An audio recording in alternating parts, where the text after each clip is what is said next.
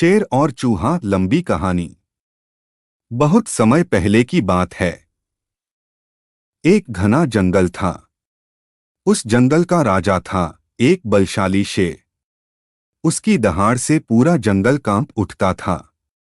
हर जानवर उससे डरता और उसकी इज्जत करता था।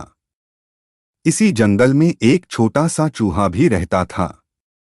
उसका नाम था चिंटू। चिंटू बहुत शरारती था। कभी इधर भागता, कभी उधर कूदता, तो कभी अपने दोस्तों को चिढ़ाता। एक दिन की बात है। शेर बड़े पेड़ की छांव में आराम से सो रहा था। गर्मी का दिन था और शेर नींद में खर्राटे ले रहा था। इसी दौरान चिंटू चूहा खेलने कूदने के मूड में आ गया। उसने सोते हुए शेर की पूंछ पर छलांग लगा दी। शेर नींद से जागा और गुस्से से गरजा, कौन है जिसने मेरी नींद खराब की? चिंटू डरते डरते बोला, महाराज, मैं हूं, छोटा सा चूहा। खेलते खेलते आपकी पूंछ पर चढ़ गया। माफ कर दीजिए।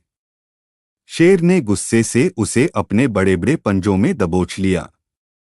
अरे नन्हे, तू इतना छोटा और हिम्मत इतनी बड़ी, अब मैं तुझे खा जाऊंगा।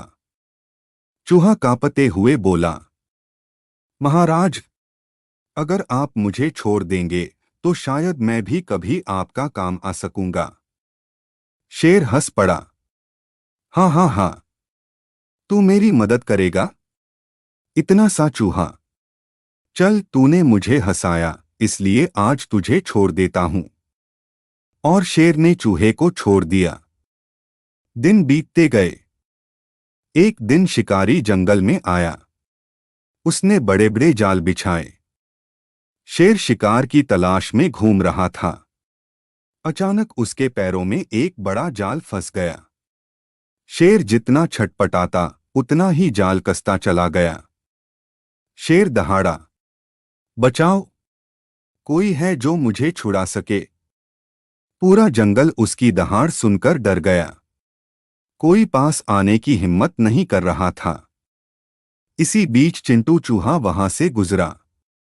उसने देखा कि शेर फंसा हुआ है।